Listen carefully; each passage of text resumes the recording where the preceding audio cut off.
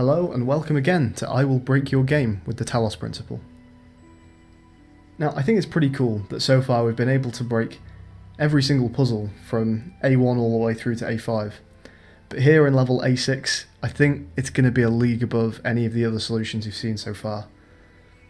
We're going to start by taking this box hidden at the back of the level, which is part of the solution to the star, and use it to get onto this wall, bringing the cube with us. The small area hidden behind this wall is where the star is, but I'm not going to collect that. We're going to head along this wall to the ladder, and you're going to place the box on top of the ladder's collision, which is going to kind of mess with the box. You want it to end up at an angle like this. Sometimes the angle is too steep that it won't give you the jump prompt, so you want to try it a couple of times until you're given the jump prompt. You want to jump onto the box, and then jump onto this rocky outcrop to the right hand side. You then want to slowly and carefully make your way back down so you can get close enough to the box to pick it up, but without actually falling off back to the ground. Then, to our right, there are two sort of rocky shelves, and if you look at the middle groove at the front of the box, I'm going to use that to point to the two shelves. So there's the higher one to the left, there, and then if we go down and to the right, there's one there. Now we're going to make a jump, and we're aiming for that one at the bottom right. So let's take a step back, and leap. And there we go. And now it's pretty easy. We put the box down, we jump up to the higher shelf. Once again, we're going to bring the box with us, although we don't need this for the first sigil, we do for the second one. And then it's a hop, a skip and a jump all the way up to the top.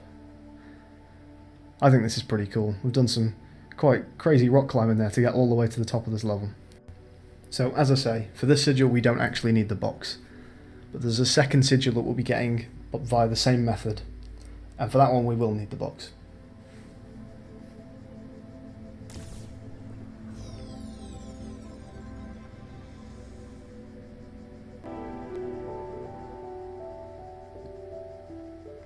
So we're going to head in the same direction here, bringing the box with us, but instead of jumping over the fence and into the other puzzle, we're going to land on this wall here. Be careful you don't get pushed off to the left or the right when you land. And then we're going to head to the end and put the box on the raised part of the wall, right at the end, just there. And then using the jump prompt, we're going to head up onto the box and then onto this brick pile here, and then head back down. Again, bringing the box with us. And then we can sidle along this wall and up the opposite rocky outcrop to last time. Now we're going to place the box down to allow us to jump up again, but this can push you off the rocky outcrop, like it just did to me. As long as it doesn't push you too far though, you can jump back up. So, jump onto the box, and then onto the fence. We don't need to bring the box with us any further. Now we're going to play a bit of a game of the floor is lava here. There isn't any proper collision on the floor, so you want to go exactly where I'm stepping and stay on these rocks. If you land on the grass, you'll just fall through the map. And there's our second sigil.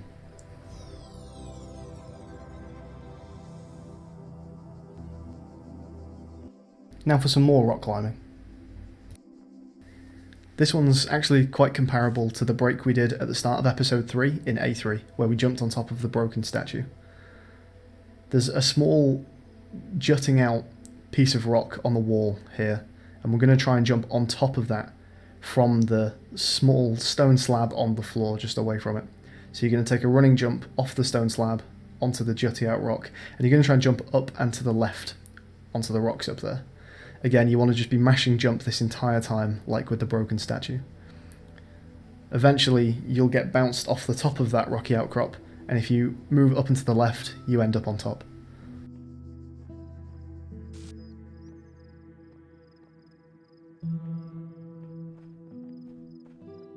Fortunately this time around, the floor mostly does have collision, so there's a few ways of getting to this sigil, but this is one particular way.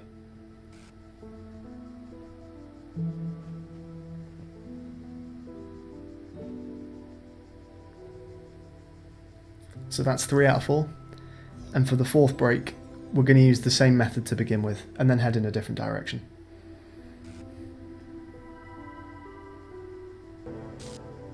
So now we're back up here. Instead of going left, this time we're going to head to the right. The wall to our right isn't actually solid, you can walk straight through it, but go in where I am, because if you head too far to the left, you'll go out of bounds.